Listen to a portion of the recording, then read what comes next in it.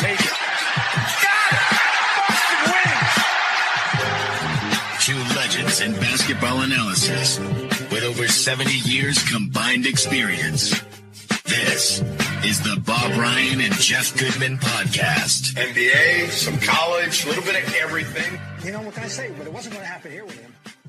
I was okay with it. Time for the Bob Ryan and Gary Tanguay podcast here on CLNS Media, brought to you by Prize Picks, the exclusive daily fantasy partner of the CLNS Media Network. Pick more, pick less with Prize Picks. Robert, good to talk to you. Yeah, hi, Gary. Not a lot going on. So what we're going to do is we're going to take a look at the coaching situation because it's interesting. I go back and forth. I don't know what role coaching plays anymore. I don't know if it's as important as we want it to believe, but there are definitely some coaches that we want to follow in the NBA this year. And I do want to start with the Celtics, and I want to start with Act 3 with Mazzulla. And the last time we spoke about this, none of us really had any idea what he was going to try to do. Like how do you, like Belichick, we said in 2002, he gave everybody, or 2003, 2002, gave everybody T-shirts that had the records of the AFC, and everybody was 0-0. What does Mazzulla do to inspire these guys to defend their title? Well, that's a very good question, and I'm sure he's going to be consulting whoever he feels he has some respect for in this regard. And we've learned that he is a thoughtful guy, and he's not above, I won't call gimmickry, but shtick at times. Yeah, people. Bob, I don't know if it's shtick or if it's just psychology.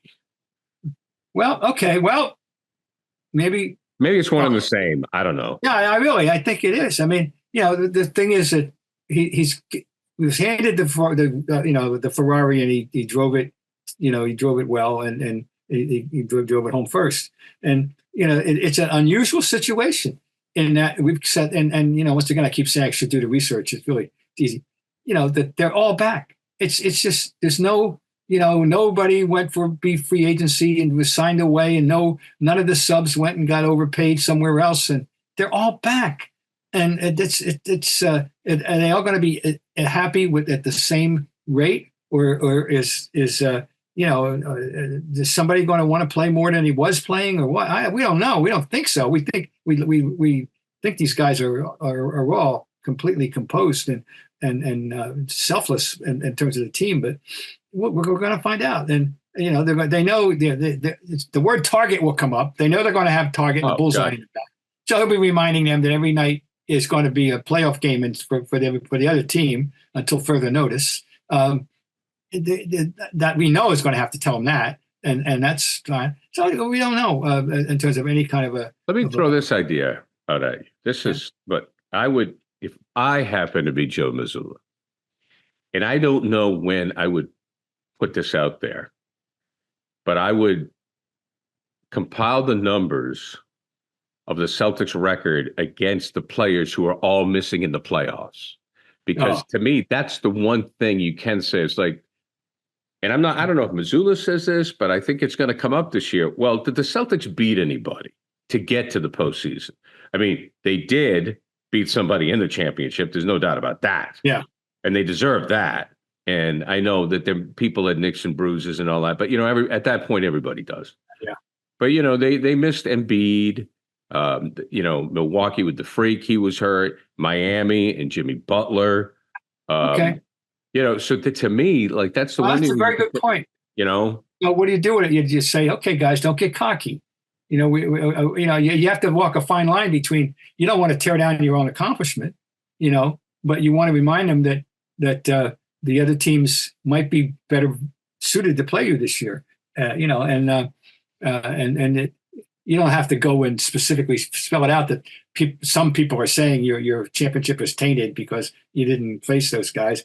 I don't think you need to spell that out necessarily. But if there's a way you can remind them that the competition will be marginally stiffer, and will be. And first of all, Philadelphia's, that's part B. That's one thing. And then the other thing is, the fact is that the two teams that you're going to be competing directly with are better on paper than they were when the season ended. That's Philadelphia, New York, and so that's for sure. And in Milwaukee, you're going to have it. Well, just forget that. Stick in your division.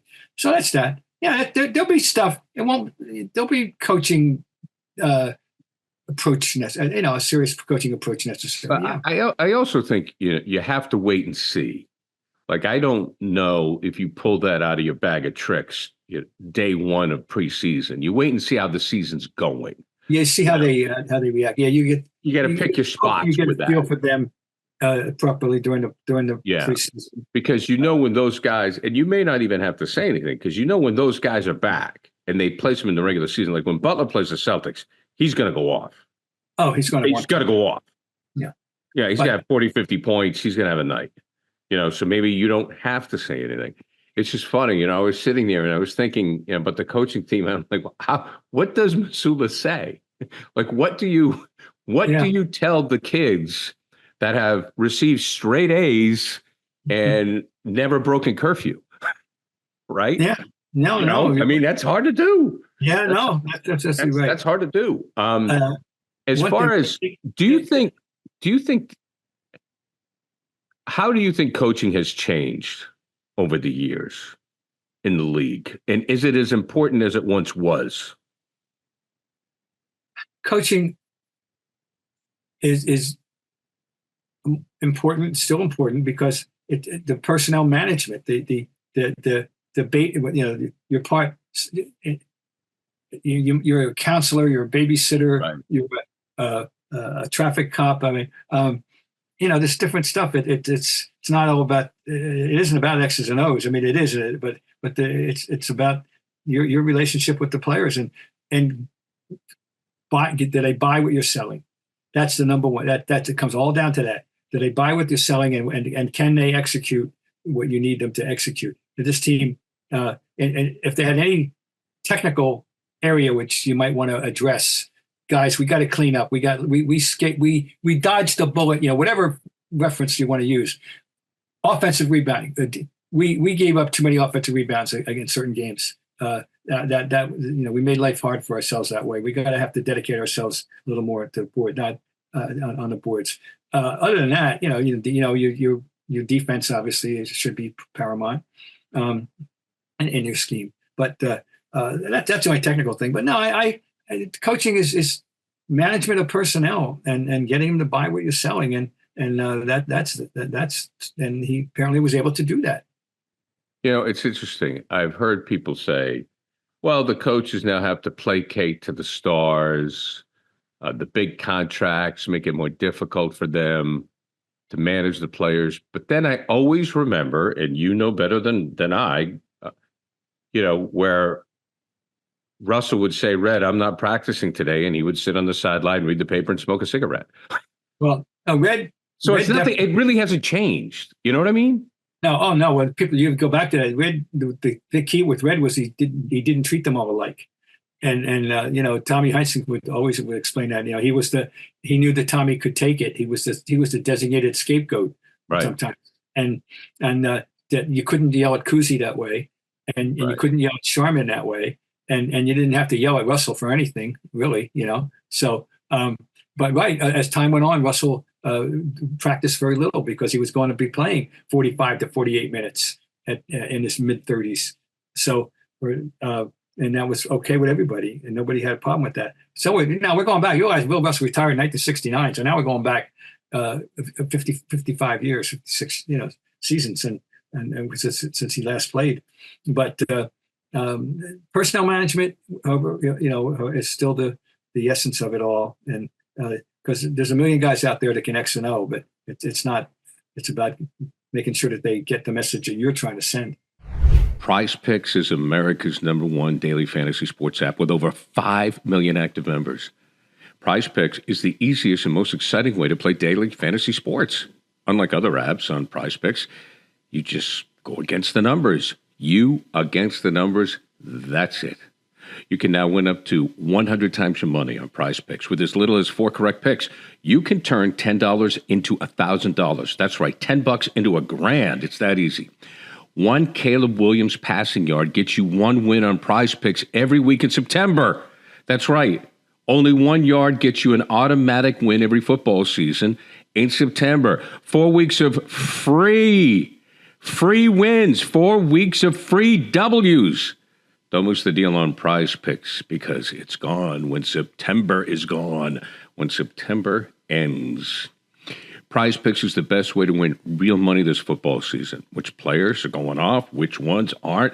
Make your picks in less than 60 seconds and turn your sports opinions into real money all season long with Prize Picks.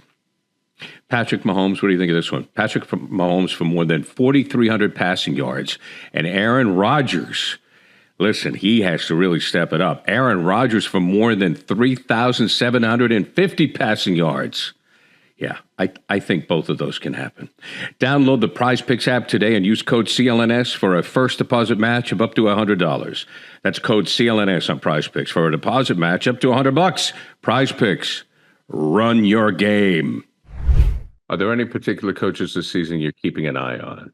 Well, and of the new ones, I mean, the most intriguing one is obviously is J.J. Redick. Right. And with the Lakers, because of the nature of that team and the fact that he's going to be coaching a 40-year-old on December 30th, LeBron James. And there's all these excessive expectations in LA always now. And LeBron's play in the Olympics is going to whet appetites again. It's going to get people excited because he was the best player in the game. Davis did well. And Davis reminded everybody how good he is. And the thing with Davis is how many games you're going to get out of him. And will he be ready to play when you most need him? And that's always the issue with Davis. But they're still not very deep. They're a little deeper. They have tried to address the shooting thing. And that they needed to open up the floor. They have tried to address the shooting thing, including a drafting of the neck to connect the first round draft pick. But Hachimura, I got somebody else I forget. They're trying to load up with shooters, and they should. They're going to be very intriguing to me.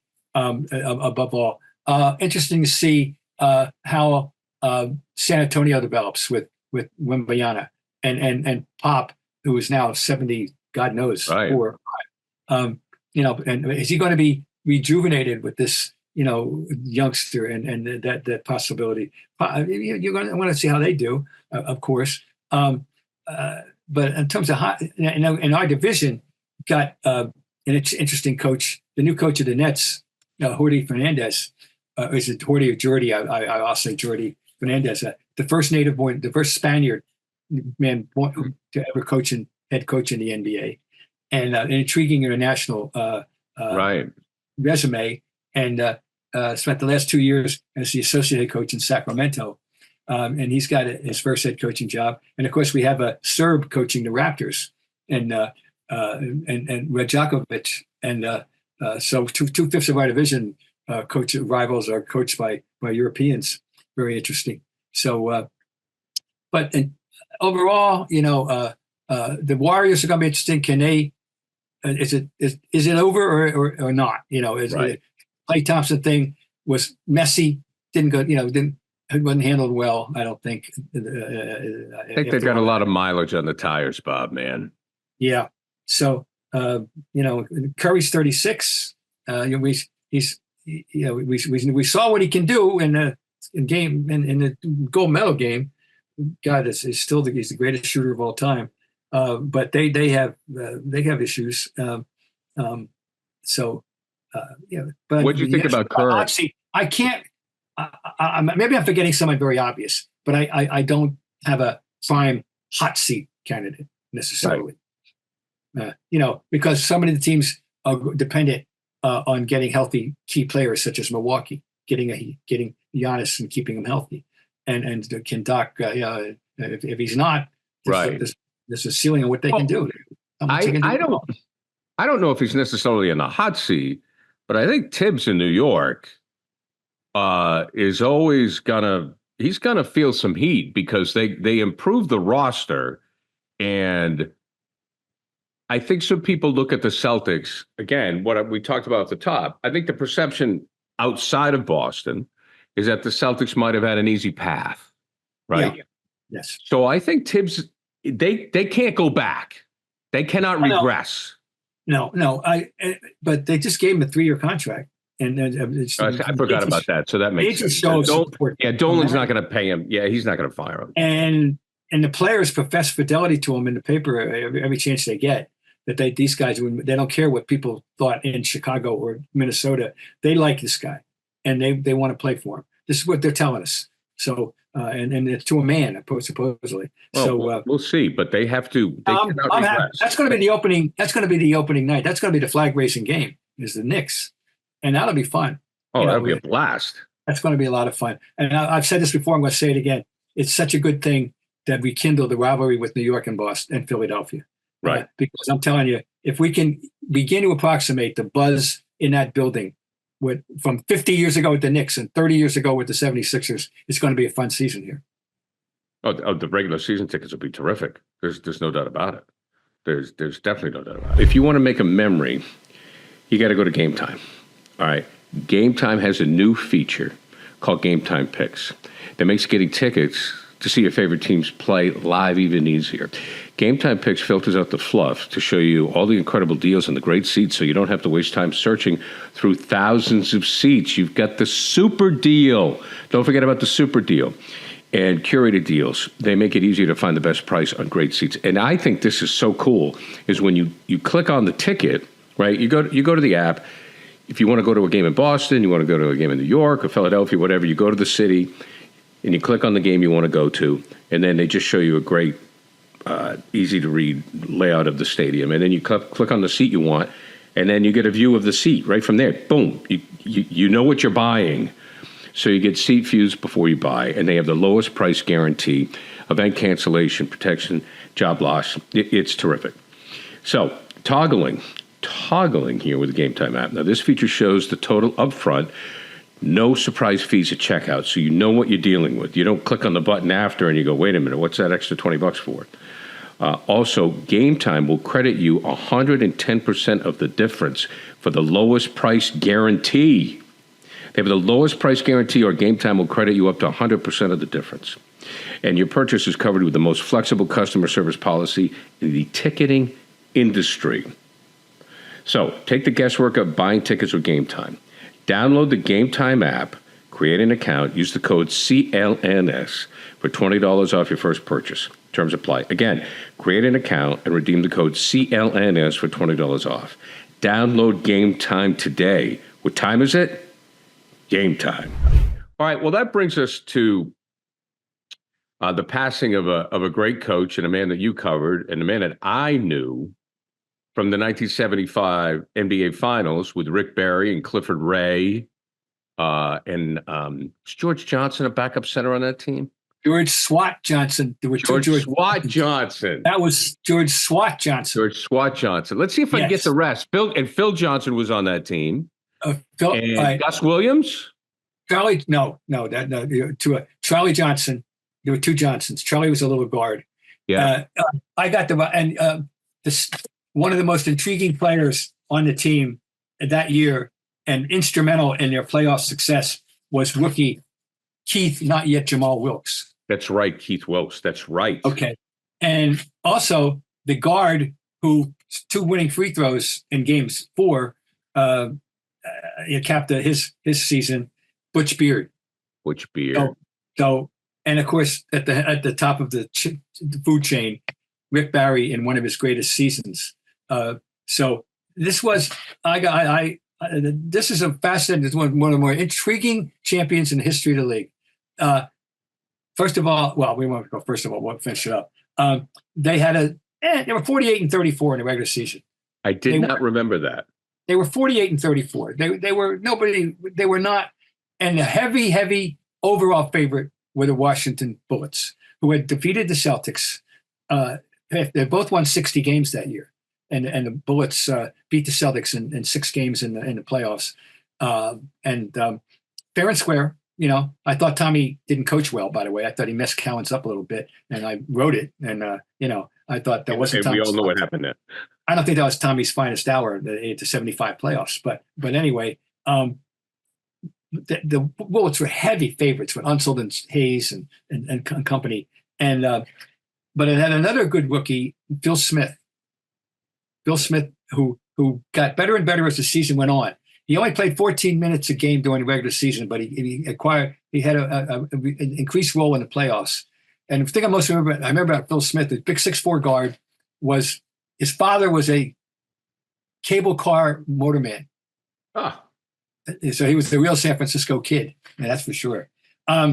They were the coach, of course, was Al Attles. This is why we're talking about them, and himself, a Warrior, first, last, and always. He was a rookie with the Philadelphia Warriors in 1960. He moved with them to San Francisco. Then they became the Golden State Warriors.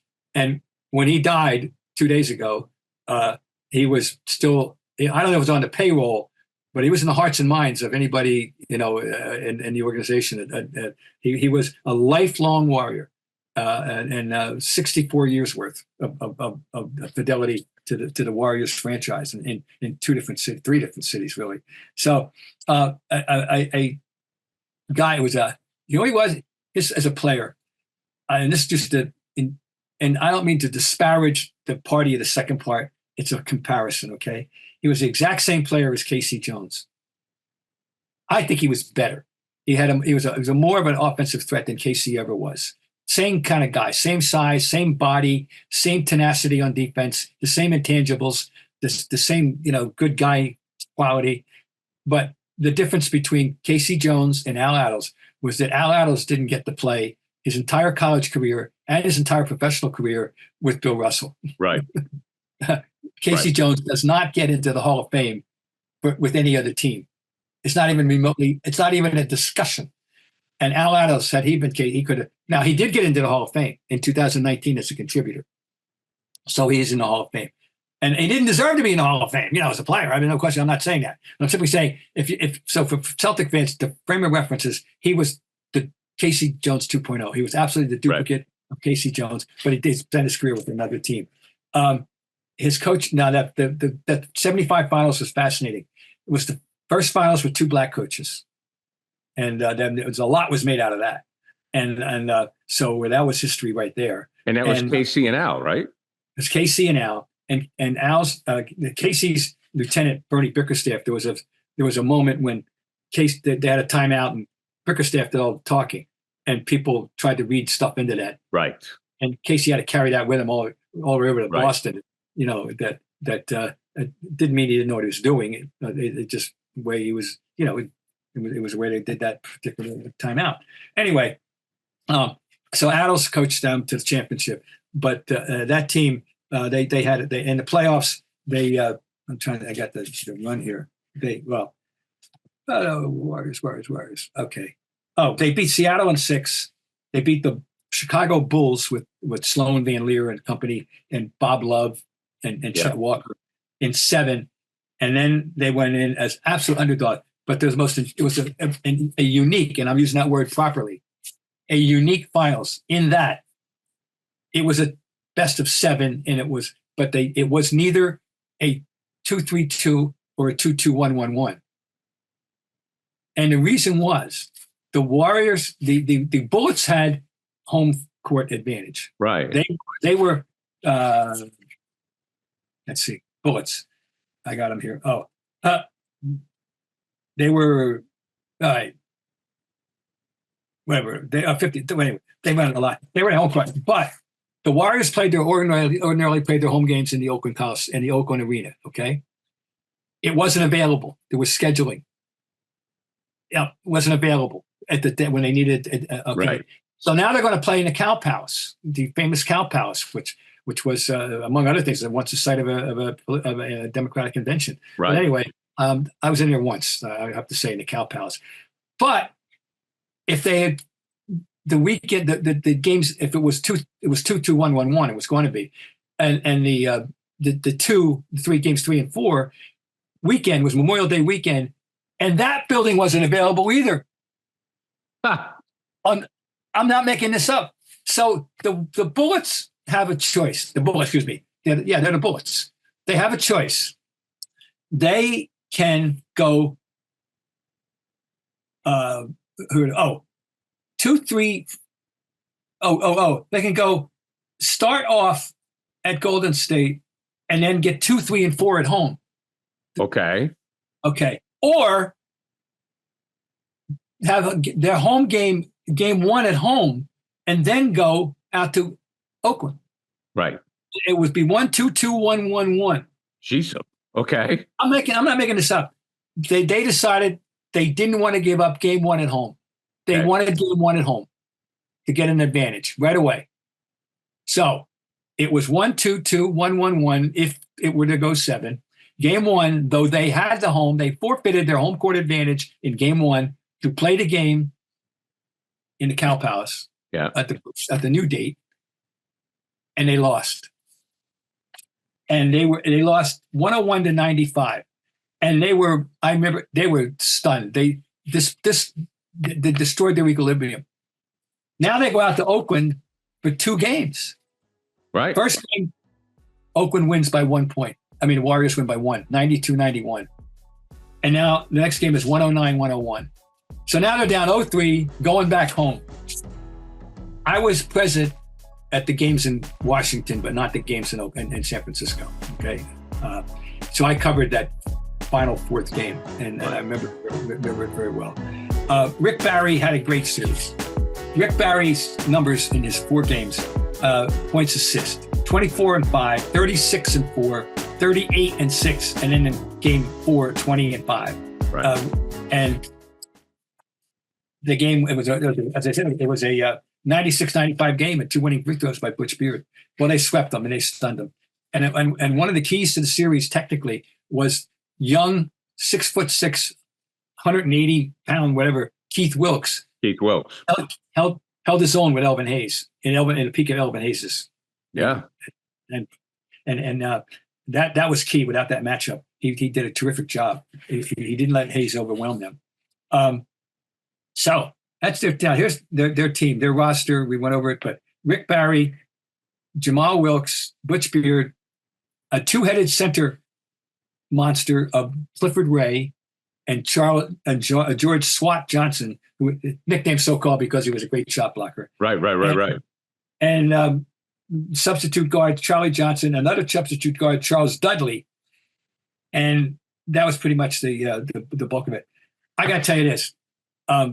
The next year, I'm in Oakland, and I buy a T-shirt. They have a commemorative T-shirt for the 75 Warriors. And the entire roster is on your back, okay? And I was going around saying, I'm the only kid in my block with Steve Bracey's name on my back. Steve Bracey was like the 11th man from Tulsa.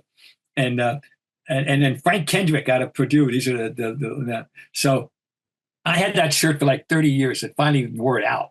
I wish I still had it. That's a great shirt. I loved it. I loved that shirt. It was beautiful powder. That nice blue. Did Barry ever? Did he ever have a year like that following that? He was in the midst of a good run. Yeah, he did. And then he was in the midst.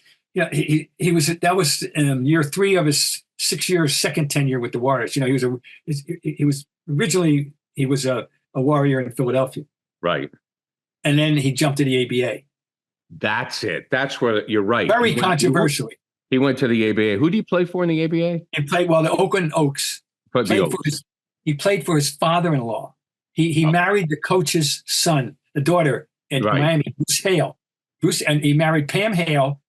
And when Bruce became coach of the Oakland Oaks, and he wound up playing for his father-in-law, his then father-in-law. They got divorced after 16 years. He's the mother of the first crop, right? And his current wife is the mother of Canyon, who played in our 3-on-3 team in the Olympics. Okay. So, but anyway, Barry's was one of until Larry Bird came along, he was the greatest passing forward that we'd ever seen. And also the foul shot. The foul shot. And the underhand free throw, a consummate scorer, and a highly controversial figure. Let's talk about the personality with him. Because he was complex. The word arrogant seems to fit. Really? Yeah.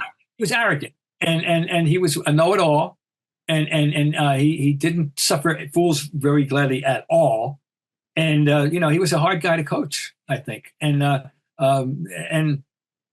I had a nice, my little tenuous relationship, man. My little was good with him, and I'll tell you, he did a nice thing when in 1976 when the word got out that I was getting off the beat the following year, and we were at the finals the next year. Now, remember, he was doing TV. Right, I remember him on CBS. Yeah, right, and he comes over to me and says, "Yeah, I hear you're leaving. I wish you luck and all that." It was really nice, Yeah. A lot of people wouldn't believe that out of him, believe me, but that was him.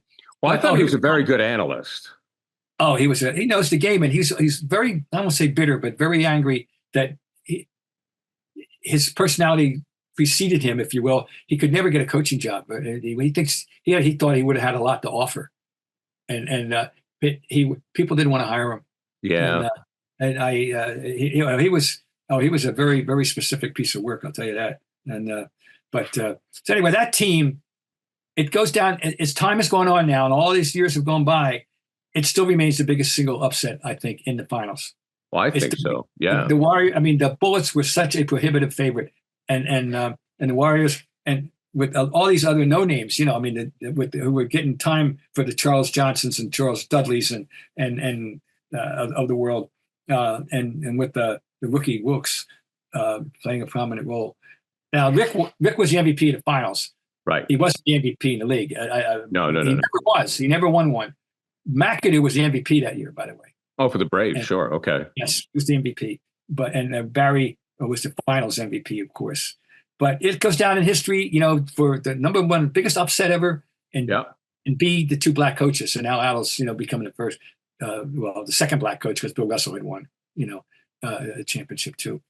But Al Attles, then he went into the front office, and he died. He lived and died as a Warrior from 1960 until he died 2 days ago. And a universally popular man, wonderful, and also what a radio. His voice started down somewhere near his shin. Okay. Oh, what a voice! Yeah, fantastic voice. Also, someone put a great X out today, and I remember it very well. It said, and he rocked leisure suits. This is the height of the leisure suit, and he had great lapels, and man could rock the lapels. He could rock the lapels. Yeah, but that without question. Bob, did you ever own a leisure suit? No, I didn't own a leisure suit. I did have bell-bottom pants. Well, everybody did. What I'm saying, that's as close as I would get. I had bell-bottom pants, but I did not have a leisure suit. Did you? No. In Maine? No. Flannel shirts, baby. Show your time. Leisure suit in Rumford, Maine? Come on. What are you, nuts? Hey, I was just up your way yesterday. I was at a group of authors at the Weld Public Library.